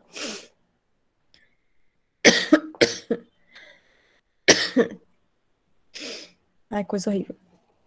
Então, a primeira lei da termodinâmica que lida com essa energia, ela diz, e energia é o que nos mantém vivos, não é? Porque transforma as relações dentro do nosso ser. Tá difícil para mim hoje. E vai potencializando assim as reações químicas que vão nos transformando, porque se a gente não se transformar, a gente também morre, né? Eu sempre falo isso, assim, que a gente sofre tanta transformação que a gente se perde, a gente morre várias vezes, né? Se você pensar em quem você é hoje, nas transformações da energia e no que elas foram capazes de causar no seu organismo, você vai perceber que você mudou tanto que talvez você seja até um ser já diferente, assim, fisicamente. Mas existe alguma coisa em você que está no âmbito da energia que está girando aí dentro de você e embora essa energia também se renove, a gente não sabe nem onde é que está essa coisa que realmente somos nós, né? Que eu sempre digo que a gente não é matéria. Por quê? O que acontece? O que é que eu estou dizendo, né? Quando a gente nasce com um conjunto de células, com uma estrutura, e quando a gente vai crescendo, a gente vai perdendo tudo, né? Então, nossa pele sai toda, todo dia. Né? Se você toma banho, você acaba tirando ali aquela camada externa de pele, né? E aí vem surgindo outra. Se você não toma banho, também você vai acabar perdendo isso, que sei lá, você vai rolar lá sujo nos lençóis, e aí as células também vão saindo por esfoliação, né? Não tem jeito. De uma forma ou de outra, você perde as suas células de uma forma absurda. O cabelo cai o tempo todo. O cabelo cai. O cabelo cresce assim. Ele vem até aqui e cai, aí nasce outro até aqui e cai, aí vem e nasce outro fio. Então, até ele se tornar grande, ele cai várias vezes e se renova o tempo inteiro, né? As células da mucosa intestinal, tudo na gente, na verdade, as nossas células musculares, até os neurônios que a gente diz que eles sofrem pouca transformação, sempre estão lá, sim, eles estão lá, mas assim, morre uma mitocôndria, aí refaz, morre um pedaço de parede, aí refaz, então, aquele neurônio está ali fisicamente, mas ele já foi transformado de tal maneira que não é mais ele. Então, o bebê que a gente foi, por exemplo, já morreu. Porque o trabalho que essa energia causa no nosso organismo, ele é um trabalho que transforma. Olha aí a primeira lei da termodinâmica.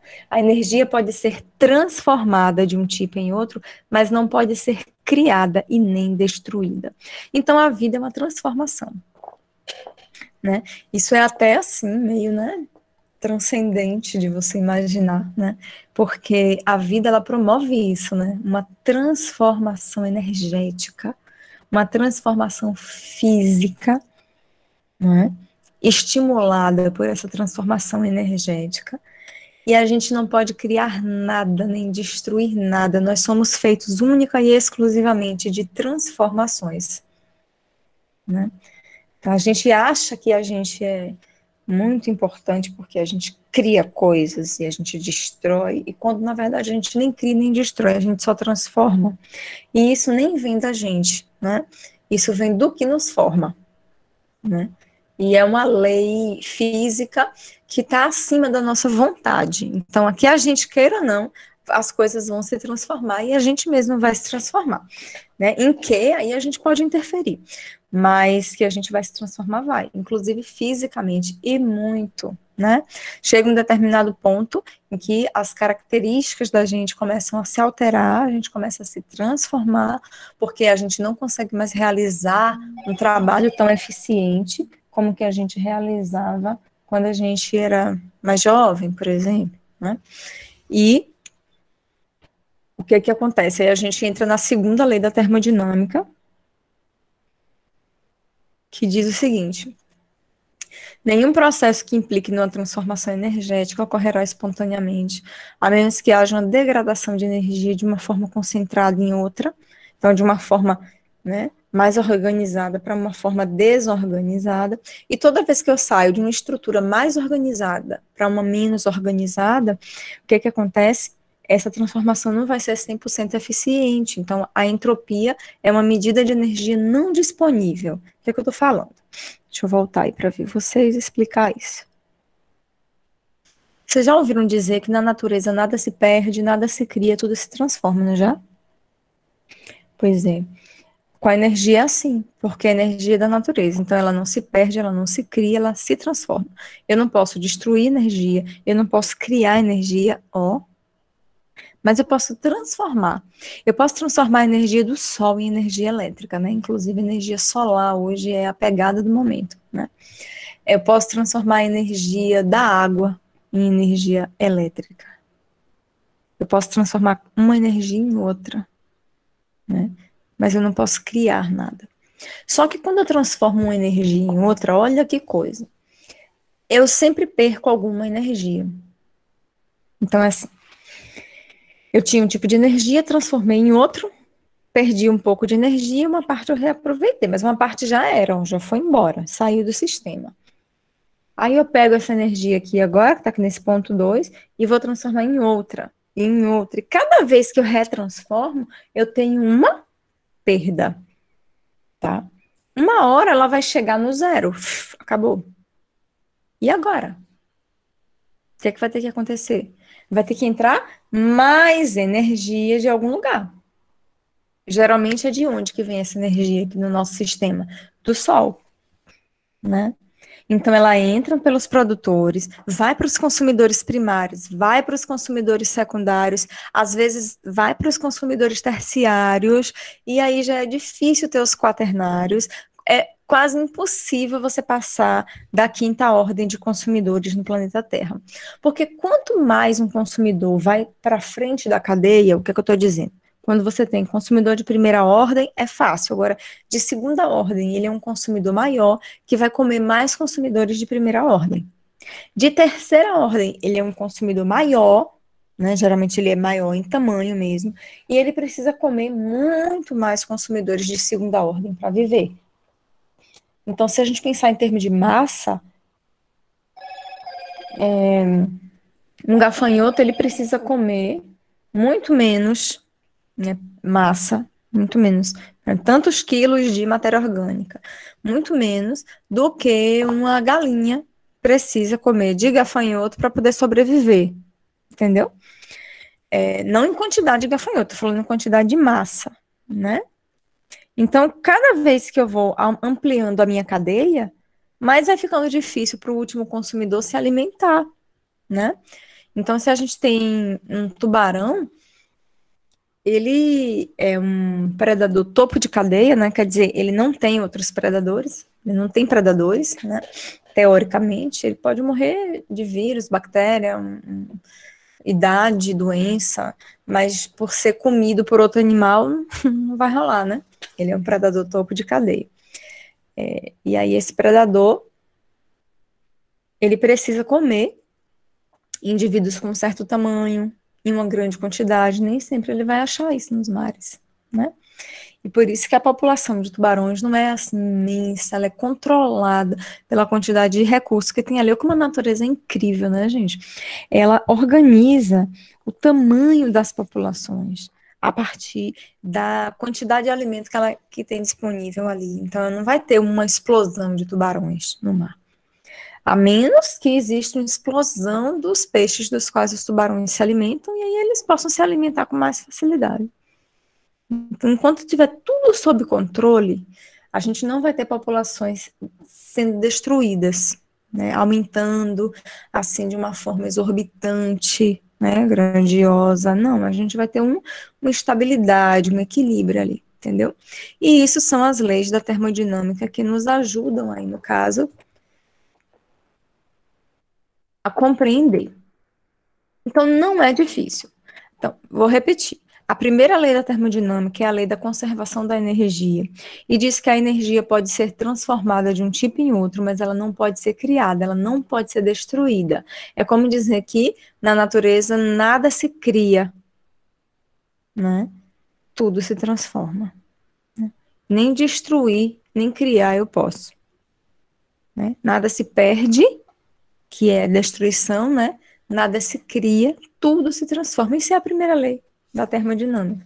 O que é que isso significa mesmo? Que a energia pode ser transformada de um tipo em outro, mas não pode ser criada nem destruída. E a segunda lei diz que toda vez que essa transformação acontece, eu sempre perco um pouquinho dessa energia. Até chegar ao ponto em que ela vai se dissipar completamente e eu vou precisar que essa energia venha de novo do sistema que alimenta da estrutura que alimenta o nosso sistema, tá? Que no nosso caso é do Sol. Portanto, se o Sol deixar de existir, a vida na Terra também deixa de existir, porque toda a vida na Terra deriva de quê? Da energia que vem do Sol, que é transformada pelos seres produtores numa energia química, e que é transferida para todos os seres vivos no planeta através das relações alimentares. Né? É muito legal. Então, nunca, quando acontecem essas transformações, eu vou ter um aproveitamento de 100% da energia. Então, sempre eu perco um pouquinho, até zerar aquilo ali. E aí, por isso que eu preciso que o tempo inteiro, assim, já esteja sendo gerada nova energia. Então, eu estou usando essa aqui, mas eu preciso que aqui já tenha essa produção da energia química através do Sol. Né? E aí ela vai ciclando aqui, vai se perdendo e eu vou produzindo mais. Né? Então, esse movimento constante do ecossistema é o que mantém o equilíbrio. Se eu interferir em qualquer momento desses, por ações antrópicas, eu mato uma espécie que está aqui no meio, provoco a extinção dessa espécie, eu reduzo a quantidade dessa população, eu aumento a quantidade de indivíduos nessa outra população, o que é que eu vou estar causando?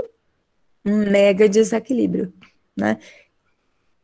Isso pode desequilibrar de tal forma a cadeia trófica que muitas dessas relações podem, inclusive, ser perdidas. Tá? Nos organismos vivos, né, o que a termodinâmica diz para a gente? Que os organismos vivos possuem uma característica termodinâmica essencial. Qual é a característica essencial termodinâmica dos seres vivos?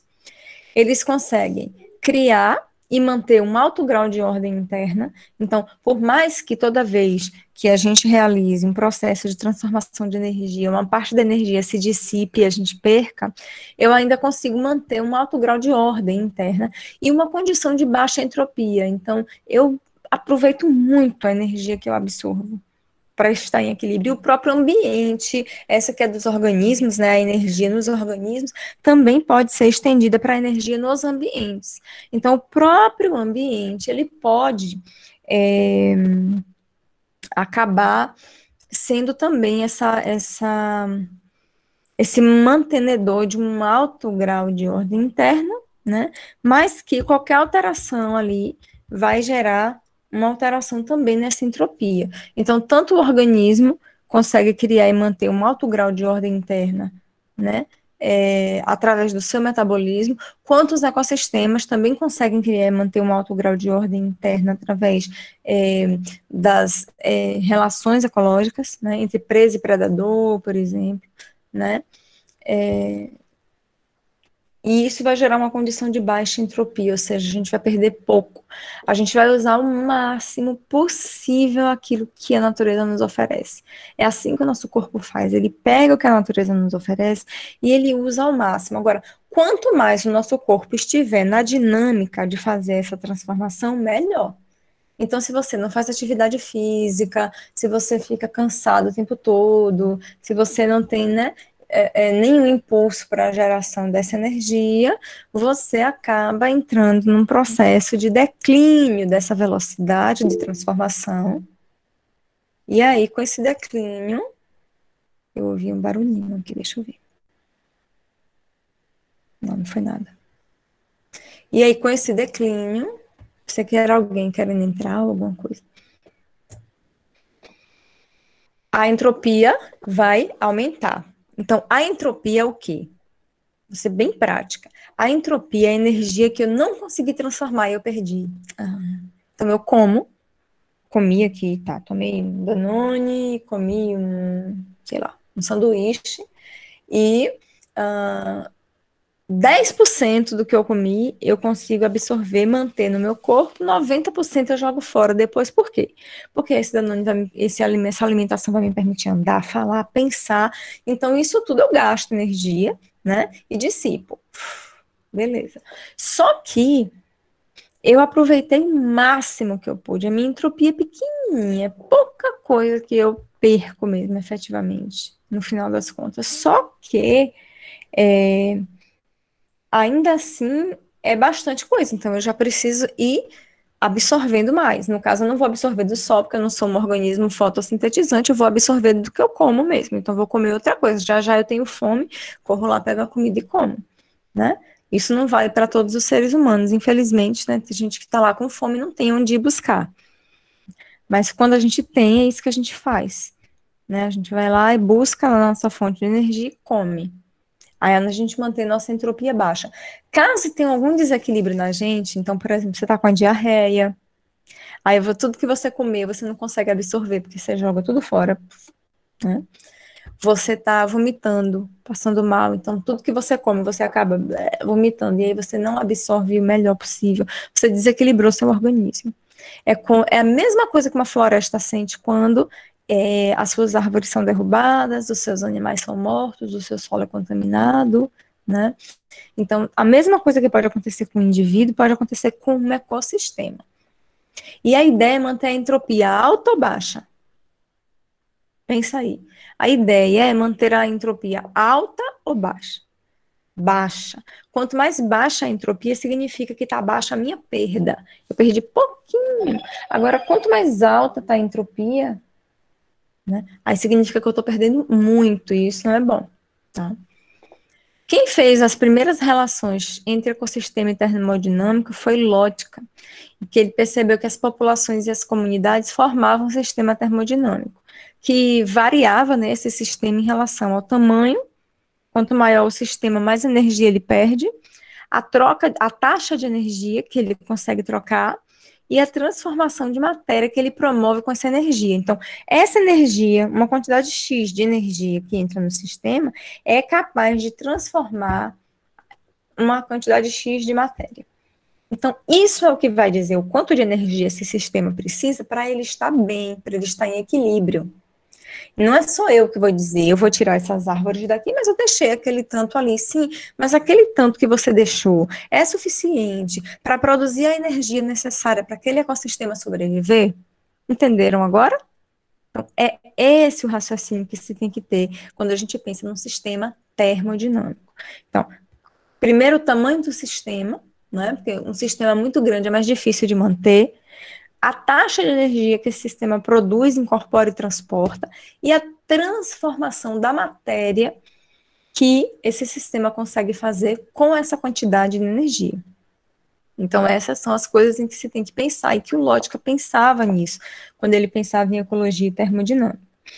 Então, com isso aqui, eu estou dizendo que as transformações de energia no ecossistema variam com o tamanho desse ecossistema, com a produtividade desse ecossistema, que é o que eu estou chamando de taxa de energia, e a ineficiência, o quanto ele é ineficiente. Então, ineficiência é um conceito que está associado a quê? A entropia. Se eu tenho baixa entropia, eu tenho pouca ineficiência, eu tenho uma alta eficiência. Mas se eu tenho muita entropia, ou seja, se eu estou perdendo muito calor, às vezes mais do que, vamos dizer, eu absorvi uma quantidade de calor, usei energia para absorver esse calor e transformar em matéria, né? E aí, transformar em ligação química, né, na matéria. E aí, depois, eu me mostrei ineficiente em trabalhar isso e transformar em novas fontes de energia e liberar para o sistema de uma forma geral. Então, eu estou perdendo muita energia, se dissipando muita energia ali em forma de calor, e o que chega para o próximo nível trófico é bem pequenininho, tá? Então, foi isso que o Lotka começou a perceber. E aí, o Lindemann, mais tarde, começou a nomear as coisas para ficar mais fácil a gente entender. Então, ele nomeou o ecossistema, que é a unidade fundamental na ecologia, ele nomeou a rede alimentar, que é a matéria inorgânica na base. Então, a cadeia alimentar tem a matéria orgânica na base, né? Desculpa, inorgânica. O que é que eu estou dizendo? No solo tem os constituintes inorgânicos, e na hora que ela vai passar pela cadeia alimentar, ou pela rede, né, alimentar, que é um conceito melhor do que cadeia, né? Que cadeia parece uma coisa linear, né? Assim? Uma cadeia. Mas se você falar uma rede, é uma coisa que tem várias possibilidades. Então, vários animais podem comer essa planta, vários animais podem comer esse consumidor primário, né? Então, essa cadeia alimentar, essa teia alimentar, ela é uma sequência de relações alimentares. E quando o indivíduo se alimenta do outro, ele absorve também do outro o quê? Toda a energia desse outro, né? Mas que energia? A energia que sobrou e ele fez o quê? Acumulou nos seus tecidos vivos, porque tem a energia que ele já usou para crescer, para se desenvolver, para se reproduzir. E o restinho que sobrou, que é 10% do que ele acumulou, ele passa adiante. Então funciona assim, ele produz uma grande quantidade de energia, ele absorve essa quantidade de energia e usa para ele, nas coisas do seu dia a dia, usa mais ou menos 90% de tudo que ele produz. E aqueles 10% ali que sobra, ele mantém na própria forma física dele, né? Então, nas moléculas que estão unidas ali por ligações químicas, e aí outro animal vem lá e come aquele animal. E só vai pegar 10% da energia que ele produziu. Por isso que o consumidor, às vezes, precisa comer dezenas de produtores, ou que um consumidor secundário precisa comer dezenas de produtores primários para poder absorver energia, né? Então, essas relações são extremamente complexas nesse sentido, entendeu? E aí, ele definiu, então, né, o Lindemann, além da rede alimentar, que é onde acontece essa relação termodinâmica toda aí, a cadeia alimentar, que é a sequência de relações alimentares, que é essa que a gente está acostumada a ver, né, retinha ali com poucos indivíduos, os níveis tróficos, né, então, quais são os níveis tróficos dentro da cadeia alimentar? Tem os produtores, os consumidores de primeira ordem, os consumidores de segunda ordem, que são os consumidores que consomem os consumidores de primeira ordem, aí vem os consumidores de terceira e quarta ordem, quinta ordem, e aí eu me pergunto, por que não tem uma cadeia alimentar com consumidores de décima ordem? Porque a produtividade primária bruta não é capaz de manter cadeias tão longas, já que ocorre muita dissipação de energia ao longo das transformações alimentares, né? Se perde muito. E aí, finalmente, se começou a pensar na ecologia em 1950, outro dia, né, gente? Cá para nós.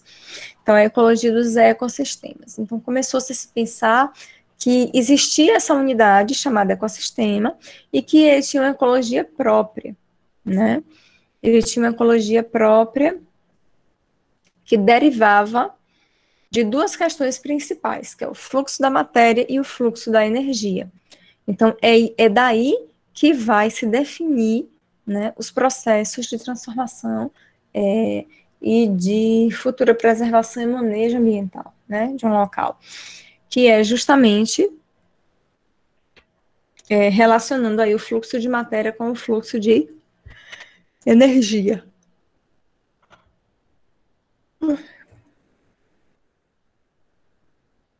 Eu vou fazer o seguinte, gente. Eu vou falar mais desses dois para finalizar, tá? Porque senão vai ficar perdido. Então, o que que acontece? Esse fluxo de matéria e esse fluxo de energia surgem, obviamente, da transformação energética, né? Então, esse ambiente energético da biosfera, como é que ele realiza essa absorção da energia que vem do Sol, né? Não é fácil, gente. Se saísse do Sol e viesse para a plantinha, e ela absorvesse, pronto, acabou, né? Mas não é assim. Então, olha que esse texto diz. A luz solar que atinge o topo da biosfera iluminada terrestre chega a uma taxa constante, a chamada constante solar, que é de 1,94 calorias por centímetro quadrado por minuto, né? Então, ela atinge essa constante solar e um máximo de 67% da constante solar pode atingir a superfície terrestre. Então, o que eu estou dizendo? De 100% da luz que sai do Sol, somente 67% atinge a superfície terrestre. Olha só. Por quê? Porque essa radiação solar, ela sofre muitas modificações, tanto de quantidade quanto de qualidade, ao atravessar a atmosfera terrestre. Então, a própria atmosfera, o próprio espaço em si, a própria atmosfera, gera essa perda da energia, né, de 100% que a planta absorve, de 100% que o Sol produz e que chega até a Terra, somente 67% vão atingir mesmo a superfície da Terra. Por quê? Muita coisa é refletida, refratada, né? Nas nuvens, nas gotículas de água, no próprio ar, sabia, né? Interessante. Na própria atmosfera que circunda a Terra, né? E a radiação solar, ela sofre consideráveis modificações qualitativas e quantitativas ao atravessar a atmosfera terrestre. Foi isso que eu estava acabando de falar, né? Então, quando ela passa pelas camadas de ar que envolve a Terra, ela queima a luz do Sol.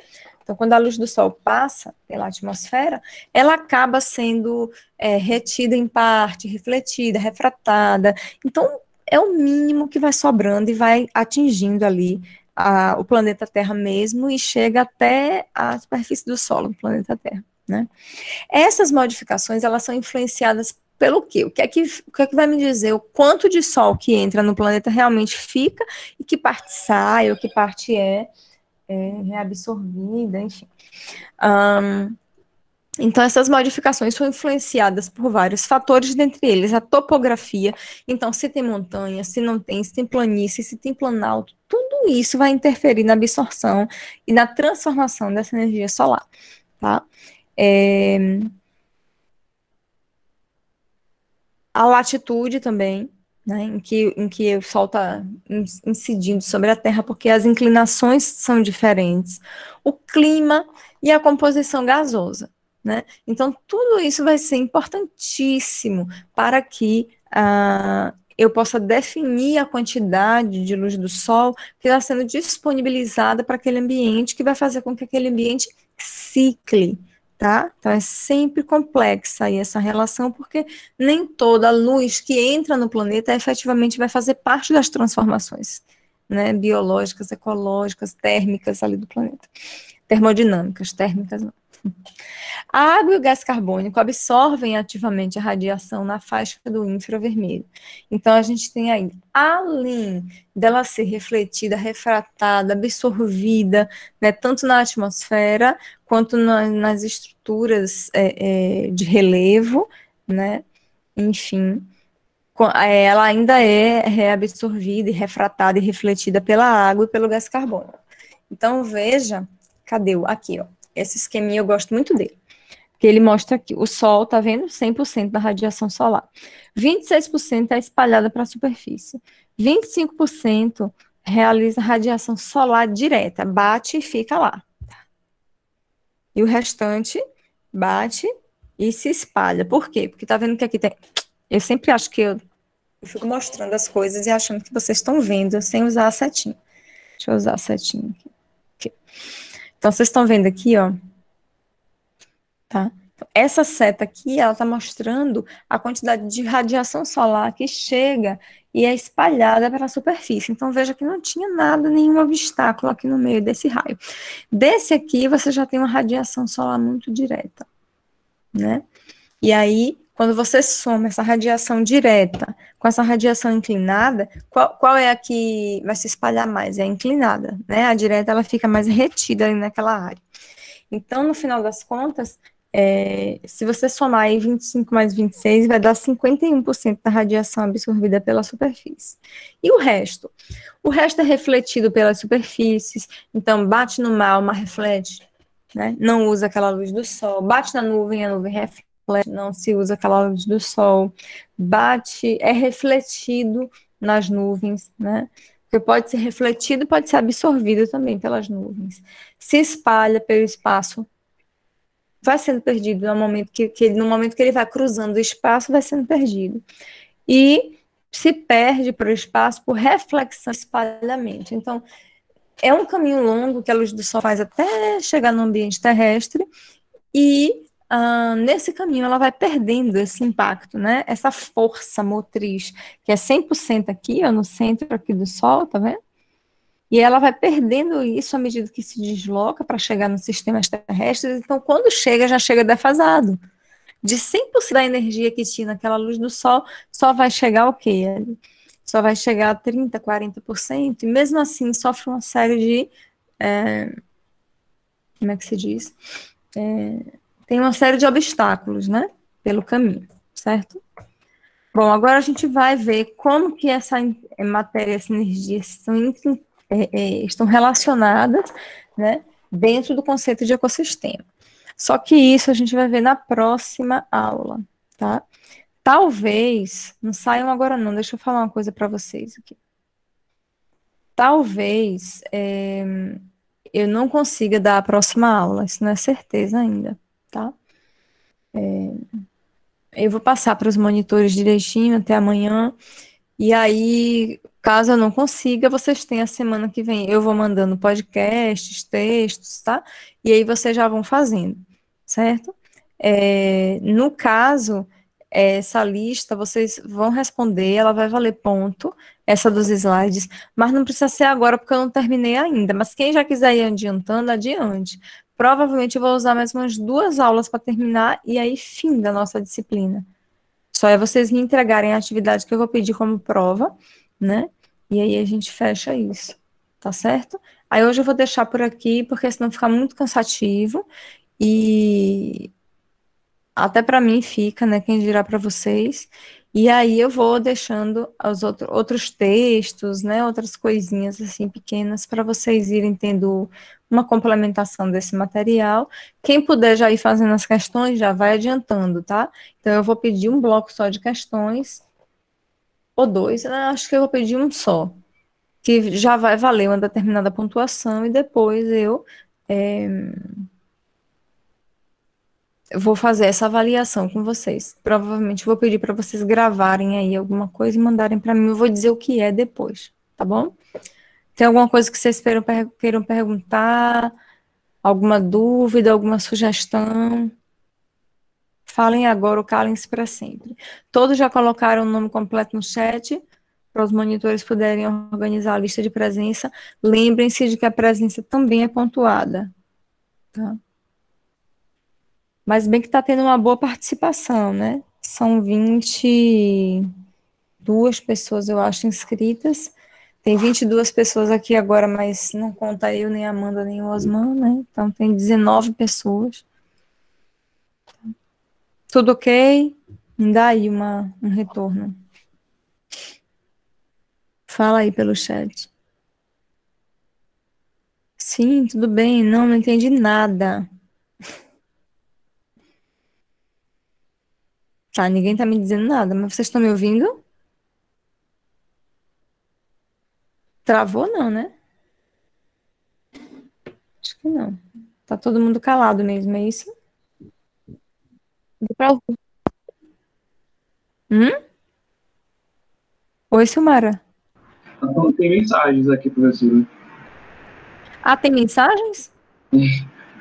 Ah, desculpa, gente, é porque geralmente aparece automático.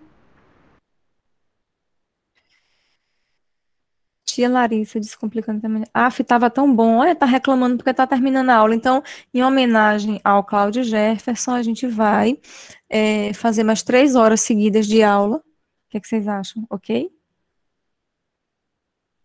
Bora, olha. Hum, palhaça. A Fernanda já disse que não.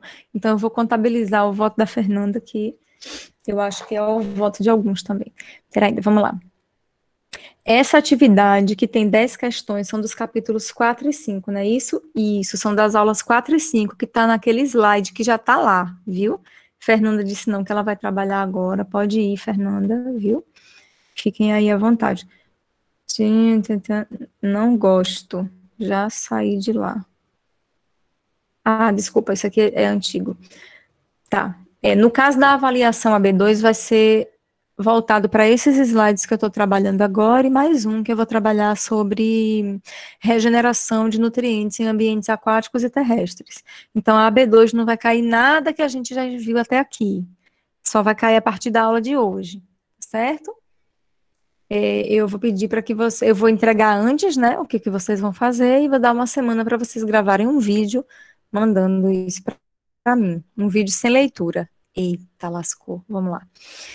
Essa atividade que tem 10 questões são dos capítulos 4 e 5, exatamente, 5 de um, 5 do outro. Então, respondendo, você já tem o dobro, né, dos pontos. Eu expliquei no começo da aula.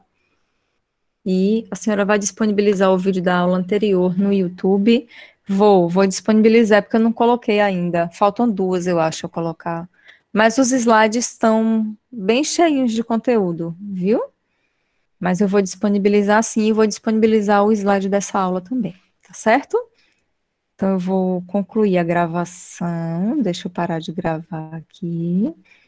Muito obrigada pela atenção de vocês. Parar de gravar.